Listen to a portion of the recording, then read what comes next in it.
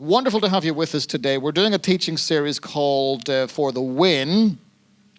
And this morning I want to talk to you on this theme. You ready? It takes a team. It takes a team for the win. If you're going to get a win, then it takes a team. Now let me do a little bit of biblical foundationary stuff, and then we'll make this real practical for us. And then we're going to have a little bit of sign-up stuff at the end. The Apostle Paul, who is the guy who wrote about 2/3 of the New Testament, he wrote 2 letters to a church in a place called Corinth. Corinth was a very sort of metropolitan city, a bit like a London of its day, very liberal in a lot of ways, very creative, very open to new ideas, but also a bit antagonistic as well to the Christian faith because, of course, it was very new at that time. Well, there's a church up and running in Corinth, and they've been doing okay, but then they go a bit, off the wall. They would be considered a sort of a Pentecostal or charismatic church. Well, that's what we would consider ourselves to be. And on the surface, they look like a very spiritual church. But Paul really has some very genuine concerns. He is essentially writing a letter of rebuke to the church at Corinth. And he's calling out the spirit of, I will do my own thing, which is not a good spirit, not a good thing to have. And so Paul really calls this out. He clearly sees the Corinthian church as being dysfunctional, which is kind of ironic, bearing in mind that it would have the appearance of being a very spiritual church. They came behind, for example, in no gift of the Spirit. They spoke in tongues. Well, those are all things we believe in. They had them in great abundance. If you walked into one of the meetings in Corinth in that church, it would have been absolutely, amazing. People speaking in tongues, words of knowledge, words of prophecy, and so on. So the irony is that Paul is writing a letter of rebuke to this church. Why would he rebuke them? Answer: because of dysfunctionality. Because of the spirit of, I will do my own thing.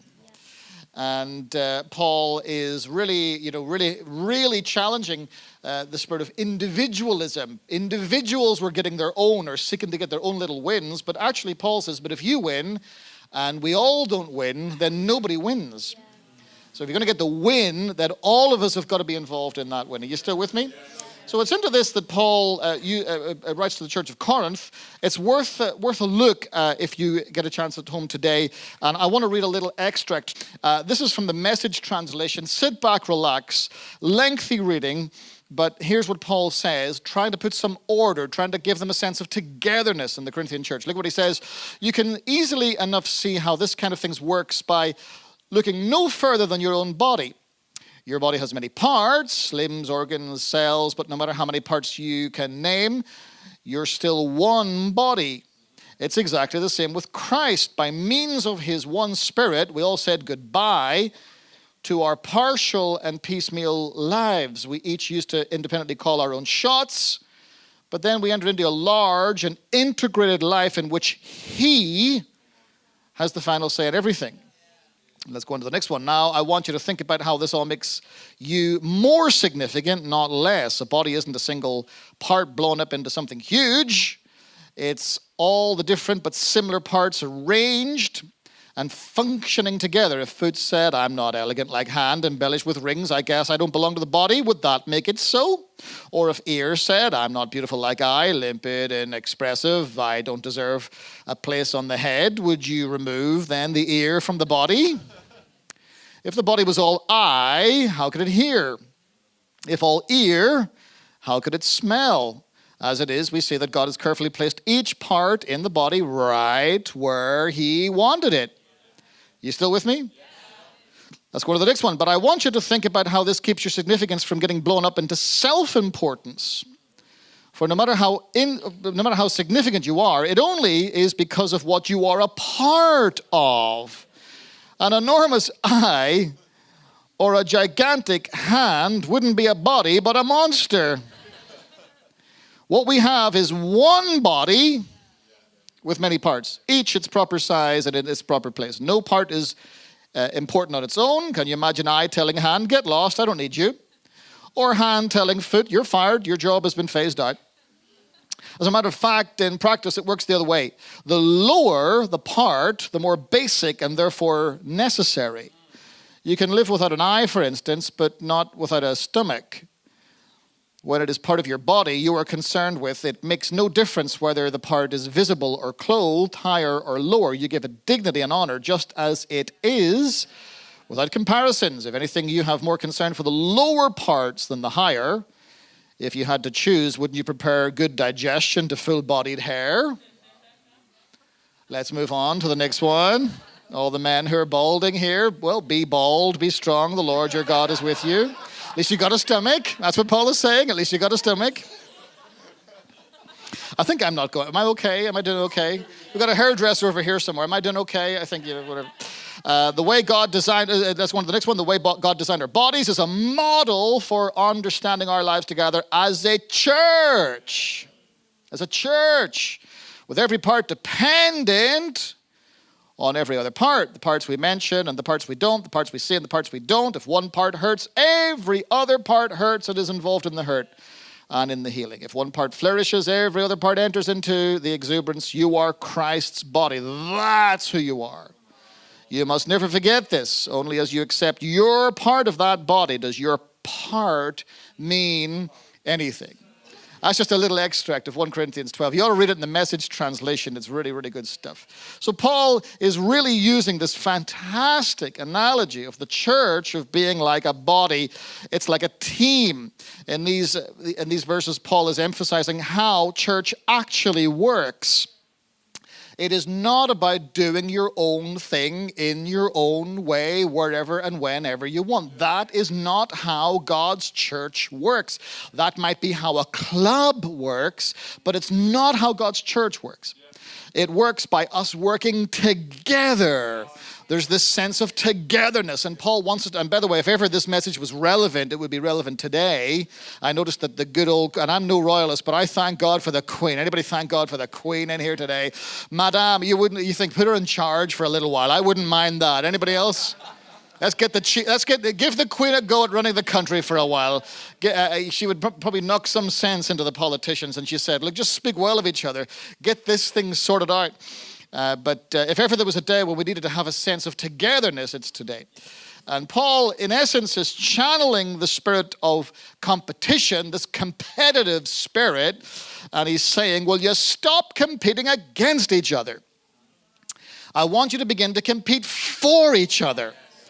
You know, and he was addressing the different factions because divisions had arisen in the Corinthian church. Some said that they were of Paul, and then there was others and they said we are of Apollos, and then there were others and they said we are of Cephas, and then of course the really spiritual one said, oh, we're of Christ. We got a bit deeper revelation than anybody else. And Paul said, you are all as carnal can be. There's nothing spiritual about you. You're following this one and this one and this one and this one. And actually Paul is saying, come on, we're not competing against each other. That's not church. Church is not competing against each other. We're competing for each other. And I like this. And we're better together. No going rogue, because if the arm goes rogue, what good is that? The arm needs to be a part of something. We're part of one body. I love Paul's sane spirituality. I love it. I love it. And I'm a third generation, I guess, Pentecostal, and I love and I thank God for my inheritance, and I believe in the things of the Spirit, and I believe in speaking in tongues, and I believe in the work of the Holy Spirit, and I believe they're so important. But some of the wackiness that you see, you think, no, what?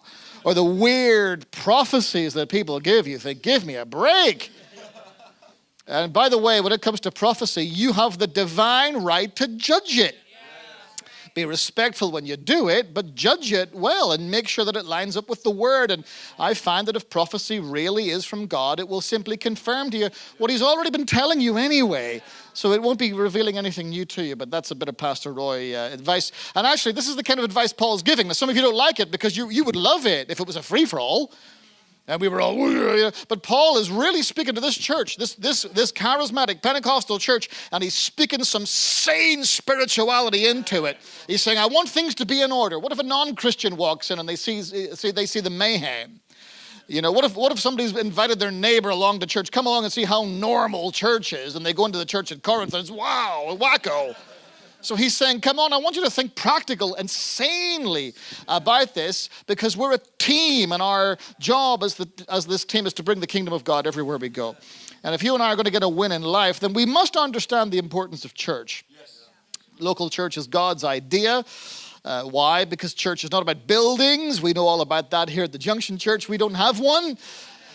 But we don't need one in one sense. It'd be handy to have one if we didn't. Everybody's a millionaire. You want to give us some money to get one, I'll get one. But church isn't really about buildings, it's about people. Church is family, church is community. Church is a place where you get planted. And then you give your children and their children and their children a chance to really flourish in life. I mean, how good is that, getting them around a bunch of people who believe in Jesus and they want to grow in their faith? Wouldn't you want your kids to be around that? Well, the foundation that we lay today is a prophecy of our tomorrow. And church challenges the introverts to come out of your introvertedness and to learn to articulate encouragement. It also challenges the extroverts to shut up and listen to what other people are going through and to show a bit of compassion, etc., etc. For the win, it takes a team. Are you still with me? Yes. It takes a team. A body. He uses the analogy of the body. He could have as easily used the analogy of a team, which would be particularly relevant right here in Loughborough when you got all this, sports teams and stuff like that. It takes a team. Church is not an individual sport. It is a team thing. It is a team effort. All of us have got to be involved. All of us have got to play our part. 4 things to mention to you.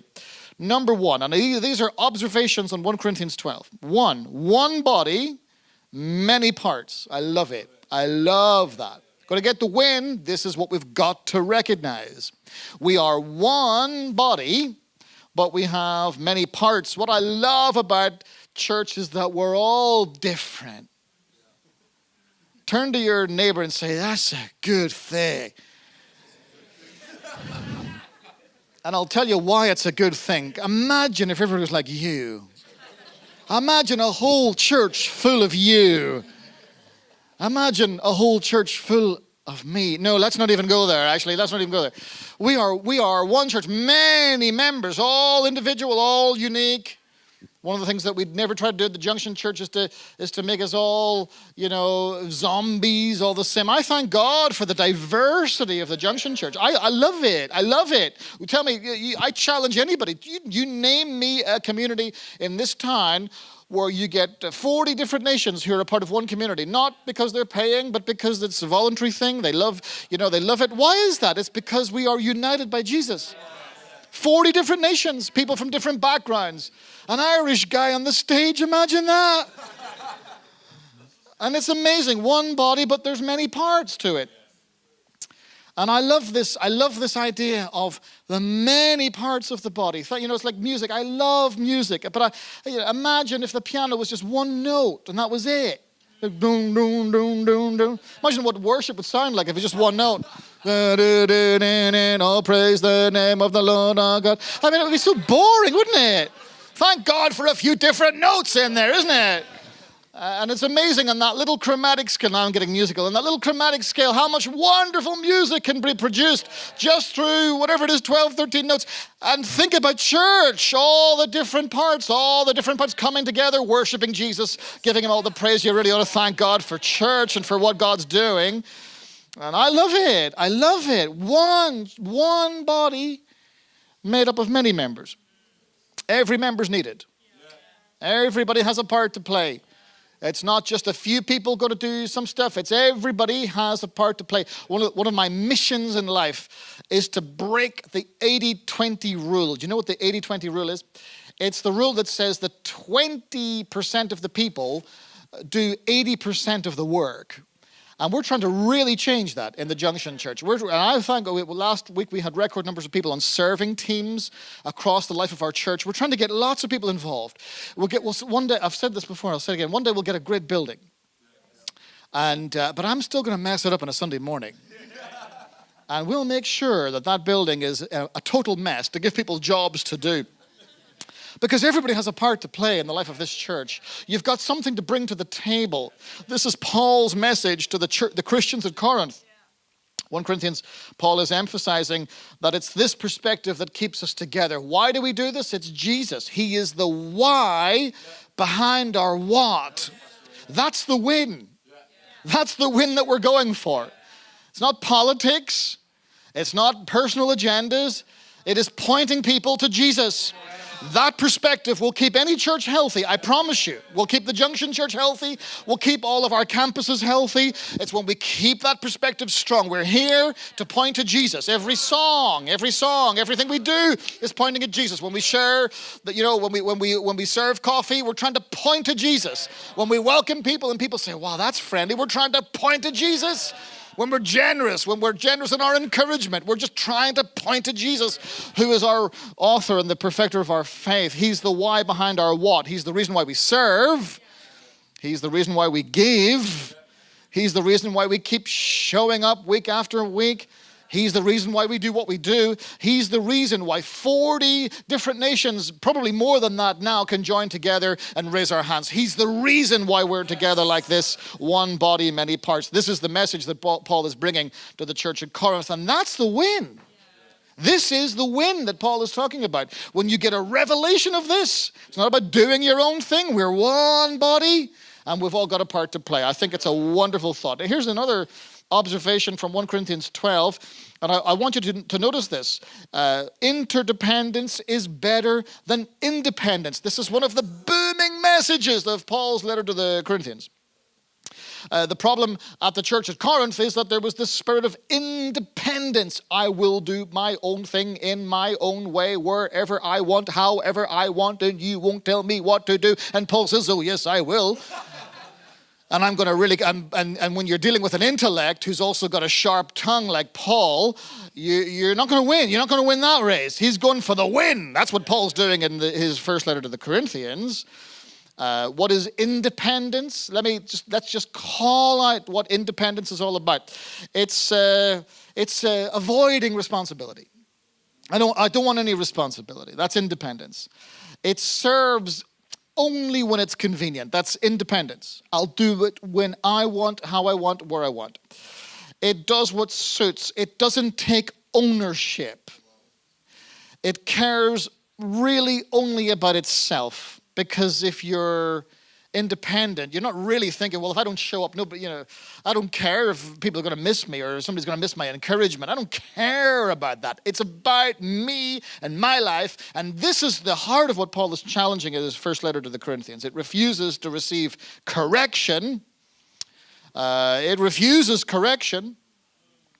Can I talk about that for a second? Is that okay? I mean, God is looking for us to have teachable hearts which are open to correction, so that we can actually do this thing really well and keep the main thing the main thing. What is church about? It's about serving others. It's about one body, many parts, not doing one thing, but serving the cause of Jesus Christ. And the spirit of independence is never happy. Whereas interdependence is different. It recognizes that what they're part of is bigger than themselves. Recognizes that we've got things to learn from others. And I tell you, I got so much to learn from so many people in the Junction Church. I love the different cultures that come in. I've made up my mind, when I go to heaven, by the way, when I go to heaven, I'm going to eat with the Italians and worship with the Nigerians. That's it. I made up my mind. That's it. I'm doing it. I'm going to avoid the Irish because they're always fighting, and they'll still be fighting. They'll be fighting in heaven as well, probably, Interdependence says, I need you. But it's not falsely humble. It also says, but you need me. I got things to bring that you need, so I need you. You need me. I need you. It's not about liking. You don't have to like somebody to recognize that you need their input. I need you. You need me. And we all need each other. This is the principle that Paul's really getting at here. And this is how we're going to get a win. Interdependence, not independence, where we need each other, where your success is my honor. Well, if we're going to have really capture the spirit of this, then we've got to really develop profound security in our hearts. It means that I've got to learn to receive well. I've got to learn to really learn and open my heart to what I need to learn. It also requires us to really capture the culture of grace, because the thing is, in church, in this culture of interdependence, things are going to go wrong. You've seen that this morning. Things have gone wrong technically. That's church. And then if you apply that to people, then what's going to happen in church life? Sometimes people are going to make mistakes. They're going to get it wrong. And that applies to the pastor of the church as well. He's a human like all of you, and he's going to get it wrong. And you're going to get it wrong, and we're going to make mistakes. And that's why this community thrives and flourishes in grace. When we really learn grace. And grace is not accusatory. It's not suspicious. It's just loving and caring and wanting you to succeed and wanting to champion you on and wanting you to do well, wanting this thing called church to succeed. Wanting this thing to do well. When we first launched the Junction Church, I feel, every time I say, when we first launched the Junction Church, it makes me sound really old, like I'm a war veteran or something like that. But honestly, those formative years, it was make or break. The enemy really, and I don't know whether you believe in the devil or not, but I totally believe that we have an enemy called the devil. Well, he really tried his hardest to bring this thing to an end. I can tell you now, really tried hard to stop the work of God progressing through discouragement, through Christians who had attitudes, through religiosity, lack of encouragement. Sometimes I'd walk into church and honestly, it was like going into the lion's den. I'm looking out thinking, it's up for grabs. Here you feel like you're being judged, and so to stand up and pray. That's why you need to pray for preachers, because there's a warfare that's going on, and we need people to stand with that. That's why your responses are encouraging to the preacher. It's not a lecture; it's a preach. And that first year, I was tired, but every time I felt tired and weary, I said, Lord, I'm going to keep showing up. Even if I didn't feel strong, I just said, Lord, I'm going to keep showing up. I'm just going to keep showing up. I'm going to stick at this thing. I'm going to be Mr. Stubborn, because I can be stubborn. And my wife can attest to that as well. And you just keep showing up. And I'm going to keep showing up, but despite its imperfections, despite what seems to be going wrong, and the grace of God is what sustains you in all of this as well. We are interdependent. It is far better than independence. Here's number 3. I want you to see, this is another booming message from Paul's letter to the Corinthians, that connectedness determines effectiveness. This is Paul's analogy. The church is like a body. Well, the only way that the arm can function is when it's connected to the whatever. I'm not a biology guy, so I don't know these things. I'm just a simple theologian, musician. I'm not even that, by the way, So the only way the head can function is if it's connected. All the body parts function because it's connected to another body part. This is the picture that Paul is trying to paint, that every part of the body, your effectiveness depends on your connectedness. If you go rogue, body part goes rogue, does its own thing, then eventually it becomes dysfunctional. And then it dies. There's no future left in that because it disconnects from the source. And this is why God has established church being connected to the other parts of the body. What does it do? Gives you purpose. Yes. Gives you a sense of meaning. Gives you a sense of togetherness. Gives you a sense of people praying for you and cheering you on. So you're going through a rough time in your life. And things are a bit tough. Have you ever been through one of those really tough seasons in life? And so you're feeling a bit discouraged. Your temptation is, I'll just go off and I'll close the door, get in the living room, watch Netflix. Because that'll encourage me. That'll build up my faith. Yeah, right. Yeah, right. No. But you decide. No, I'm going to go to church on Sunday morning. I'm going to turn up because actually I'm going to go to the life group. I'm going to get plugged into a life group. Because what happens when you go along to the life group? Well, then you develop relationships with people.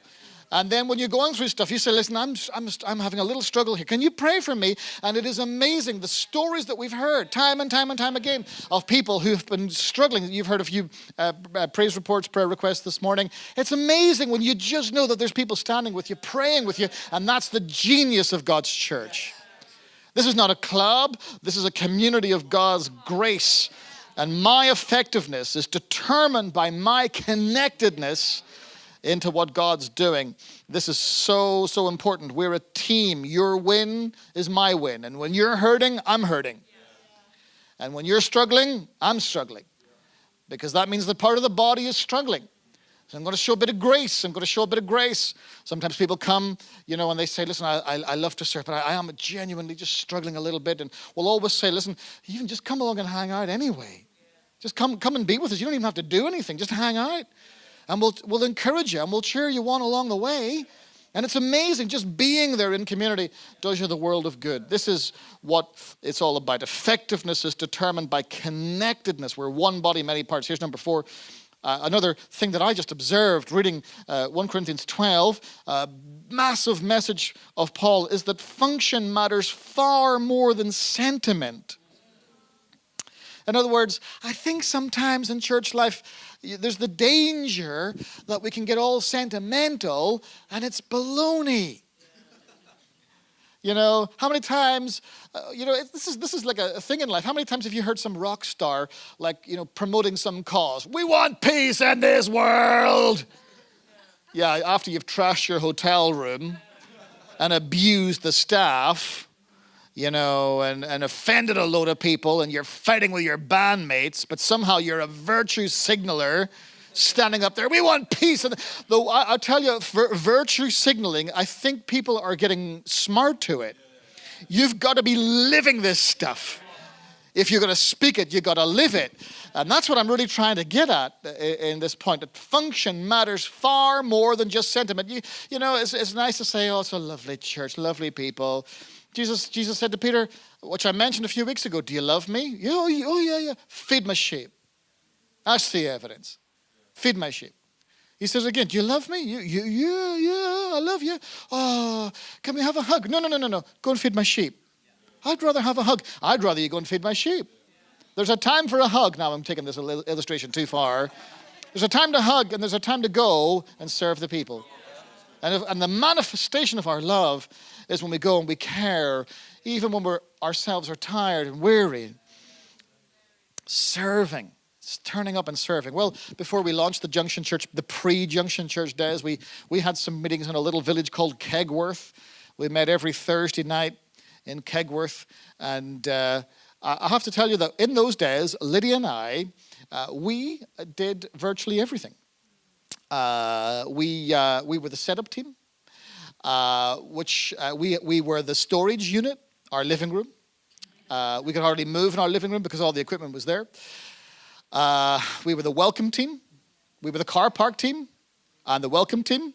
We took it in turns each week doing the door and the car park. Great team. We were the ushers, showing people to their seats. I was the worship leader. Powerful worship it was as well. And then we did the offering. Then we were the preachers. We did the altar call at the end. Then we were the ones who were standing at the door saying hello to everybody and goodbye to everybody. And then we were the set down team. And we were not getting home until probably 1 o'clock in the morning. And we did that for probably 2.5 years, week after week after week after week. And there weren't many people serving. So you say, well, why do you do what you do in the Junction Church today? I'm thanking God that we have a team. Yeah. Are you with me? Otherwise, I think I'd be dead. I mean, doing everything. That's church. And we were doing, do you know why we did that? We did that to model servanthood. We did it because we wanted people to see us serving others. I've got a friend in Ireland. He's pastoring a large church, many hundreds, if not well over 1,000 people in the church. And every Sunday night you walk into that church and guess who's doing car park duty? It's Mr. Pastor in the car park, serving the people. He says it's the best place to be a pastor because that's where you get to see all the needs. There's traffic jams outside because he's pastorally counseling people. And it's great timing as well because I can't go on too long. It's brilliant. It's fantastic. They got to move along now. And I love it. It's modeling servanthood, isn't it? And that's a culture that I never want us to lose in this church. We need people who function. It's not just sentiment, but it's functionality. This is what Paul is really getting at to the church at Corinth. This is not just about sentimental, deep spiritual worship. This is about serving one another. He's really trying to help us to understand the nitty-gritty of what love looks like. And this is church. And if we can model it amongst ourselves, imagine the witness we can be to this world. Imagine if we really capture the spirit of one body, many parts, Ego's gone, personal agenda's gone, personal ambition's gone. And yet the irony is that when I serve others and I live for a cause that's bigger than myself, that's when I get fulfilled. That's when I'm at my happiest. Strange, it's a strange phenomenon. When I see other people rising and doing well, it gives me the biggest buzz in my life. And that's church. God deals with our ego, not by sitting down with us and giving us big, heavy talks, but just getting us doing stuff in the life of the church. Now my talk has come to an end. Now I want to give you some practical things. Are you still with me? Yes. You'll see a slide on the screen there. We need some help in the Junction Church. We are a growing church, and it's amazing to see what God's doing. On the church app that Noel organizes, there's 350, 400 people on the books, as it were, you would say in old language, and that's probably going to increase as well over the next few years. But you know what? A growing church means we need more help. We need more people to help us. And I want you to capture the heart of this, because by me serving, I'm going to help somebody else to come to a place of faith. One body, many parts. Let's get into the nitty-gritty. Here's some things we need. I thought I'd mention this just to finish off in the Junction Church. We need more people in our setup team. Here in Loughborough, that happens at 8:30 on a Sunday morning, where we begin the day with prayer. That's a good way to start the day, isn't it? We pray. We prayed for you before you came here today. We prayed that God would bless you today. We prayed that God would really help you today. We do a little team talk. We talk about the day because we're a team, and setup is wonderful. Can I encourage you? Come down next Sunday morning and join us at 8:30 a.m. and we'll find you something to do. It won't be too hard. I mean, if you want it to be really complex, we'll give you complex things to do, because I can tell you those boys up there need some help at the moment, as you can tell this morning. That was a joke. But we did lots of people in setup. Here's a specific area where we need some help. We did some help on our kids' team. One of the things, you know, when we first launched the Junction Church, for the first 3 years, we had very few kids in our services. I mean, hardly any kids came along to our church. And then suddenly over the last couple of years, families are coming in and kids are coming in. Our kids ministry is growing, and I prophesy it's going to keep growing. I'm putting 2 and 2 together. If you've got 9 engagements and then 9 people getting married this year, they're not going to be spending all their time praying with each other, are they, you know? I'm trying to get real with you here. Are you with me? So I'm thinking ahead, ladies and gentlemen. I'm thinking ahead, right? But if you've got a passion for kids... If you've got a passion for kids' work, can I really implore you to join our kids' team? We'll train you up. We'll give you some training. All our kids' workers are all DBS checked. That's a legality. That's very important to us. I promise you, my wife really oversees all of this, and nobody gets onto that team unless they're checked over. We're very, very strong on that. But if you've got a passion for kids' work, and you really want to serve, then let us know. We're going to give you an opportunity at the end of the service to serve. We need some people in our media team. We've got to get smart. The world is online. I had a little look through, we had a little walk in Loughborough yesterday. It's amazing how many shops are closing down. They say that in the next 10 years, towns like Loughborough and cities like Leicester will be totally different. It won't be that you go into shop anymore. You'll do all your buying clothes and everything online, or you'll go to some retail park, to some big massive Next or something. Ian Gore will get you in there. But you'll go to Loughborough maybe for a cup of coffee or for dinner or something like that. So town centres are going to become dinner meeting places, community places. But the world's changing. Everything's happening online, and we Christians need to get smart to this. So I want somebody who's got real passion for social media. I'm looking for somebody who's got real passion to really communicate the heart of our church to a watching world.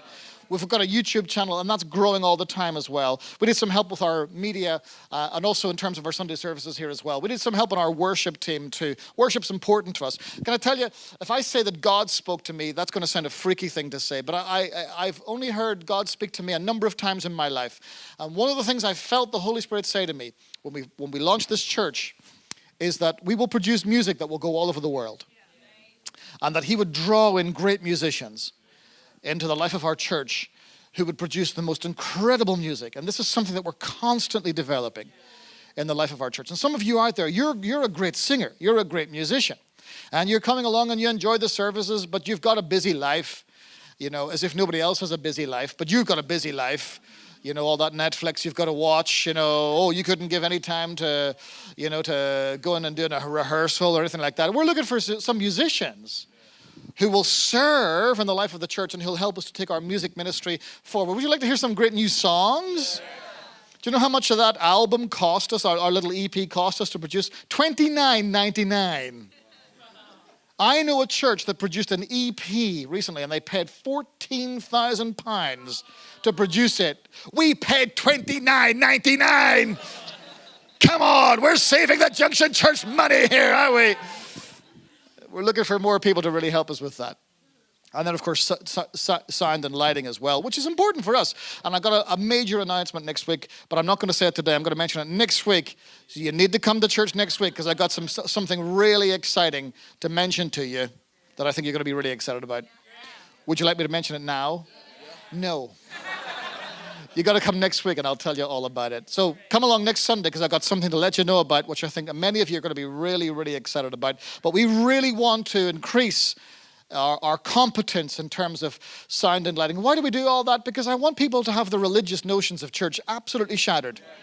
People think that church is this stuffy environment, that's lifeless. Well, I don't think people can accuse us of they can accuse us of a lot of things in the Junction Church, but they can't accuse us of being lifeless and stuffy. I think that God's doing some good things. We need all hands on deck in the life of this church. The reason I'm mentioning all these things today, and I wanted to tag that on at the end, give you some thoughts from the Bible that'll make it practical. At the end of the service today, you'll see over here that there's a desk. I think that's Matt Taylor sitting over there. Is that right, Matt? Good to see you, Matt. How are you, Matt? You doing good? Good, thank you, Matt. We'll have a chat after the service, Matt. Keep the conversation going after that. If you would like to serve in any of those areas, or maybe other areas, there's loads of areas, but those 5 in particular, where we need some people to get serving in the life of this church, and you think, my heart has been touched, and I really want to get involved. I want to get down to that setup on Sunday morning, and I want to really get involved. Well, go to that desk afterwards. You'll see some of our guys. In fact, Amy Chandler said there's going to be like a few people standing up here as well. And they've got a little clipboard there. And put your name, your email address on there, and then tick some of the areas where you think that you would like to serve in the life of the church. And let's do this thing together. Let's make this thing work. Let's not just leave it and assume that somebody will get it done. Come on, if we're going to have a kids ministry, let's make it great. Let's bless those kids so that moms and dads have to come to church. Because the kids love it. It's amazing. When moms and dads think the kids are like really annoying them. We've got to go to church. We've got to go to church. I'm all right then, because they're loving it. And I want to see those things growing in the life of our church. Can you say amen to all of this today?